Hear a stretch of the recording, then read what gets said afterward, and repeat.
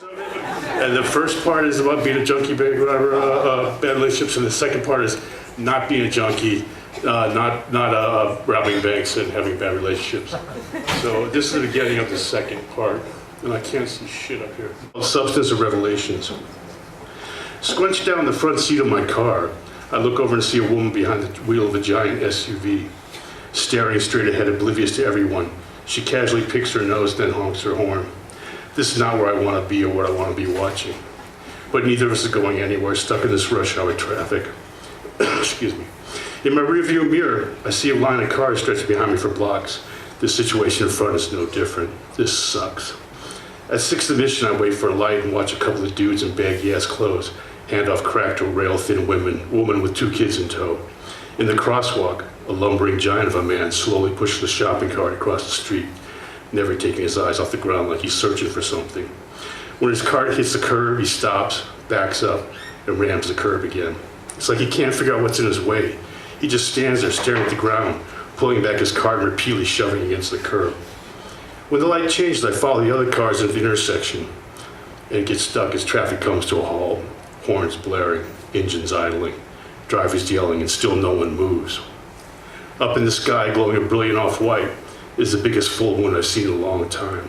It's one of those harvest moons, where it looks so close you can see the pock marks, craters, and all that shit that astronauts let strewn across the surface. Fucking full moon. No wonder it's so goddamn crazy. It might be rush hour, but down here in San Francisco South, the Market District, it's just a start to another night. Small groups of meandering dope fiends crowd the sidewalk, hanging out in front of pawn shops and liquor stores. Most of them dressed in oversized jeans and hooded sweatshirts. Some carrying canes, a couple with carts. Almost all of them holding brown paper bags with open cans of malt liquor inside. It's one of those neighborhoods where shit just never changes. The car in front of me moves a couple of feet. Another one pulls off from its parking space, cutting me off. For a second, I think about honking my horn or somehow squeezing around, but it really doesn't matter. No one's going anywhere, and one more car isn't going to slow anything down more than it already is. Across the street, between the dive bar and the really bad burrito place, is a really good Vietnamese restaurant. Thinking maybe I should take the parking spot and get something to eat instead of sitting in traffic getting voodooed by the moon, I pull to the curb and park as the other car's glowing brake lights slowly move away. The night air is warm as I lock my door and slip through the installed traffic across the street. When I get to the sidewalk, I step around a woman sitting on a piece of cardboard, a dirty paper cup in her hand, as she begs for money in a neighborhood where nobody gives a shit. The stench of piss and rotting garbage is everywhere. The scent of burning crack comes and goes in the night air. Most of the block is unusually dark, as if the night has come too fast and nobody's bothered to turn the lights on. Shadows cloak doorways, and back alley sidewalks are littered with the dark lumps of sleeping homeless make. Up the block, on the corner of the alley, is a group of thugs standing in front of a liquor store, loudly talking shit.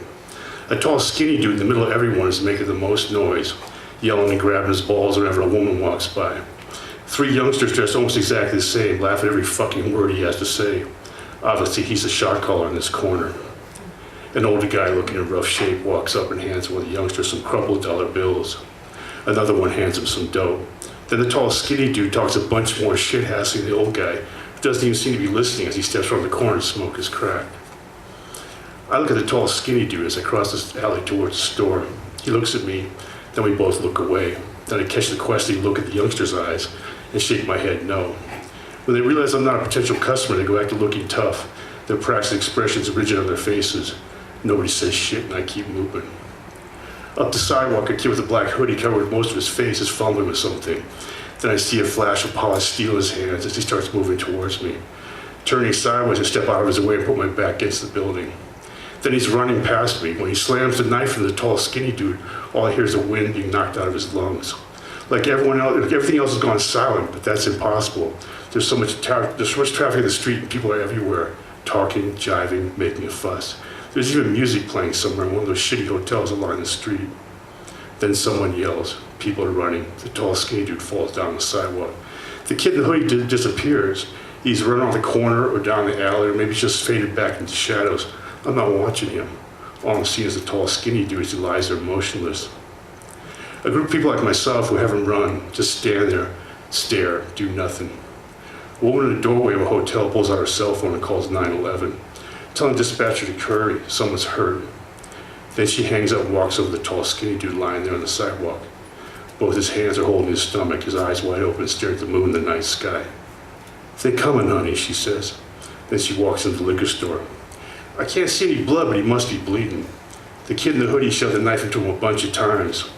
When he closes his eyes and lets out a sigh, I feel something weird happening in the bottom of my stomach.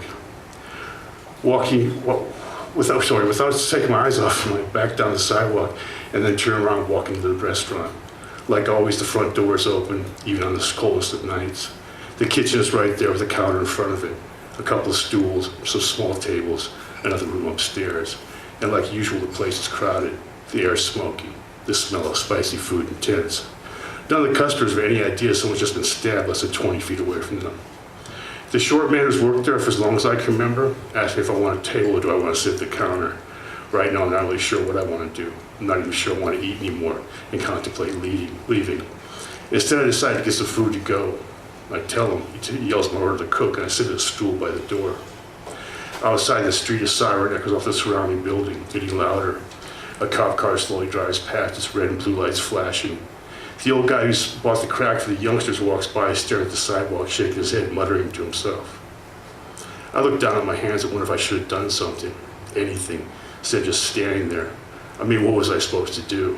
That woman had called the paramedics, and yeah, the dude was hurt, but I ain't no fucking doctor.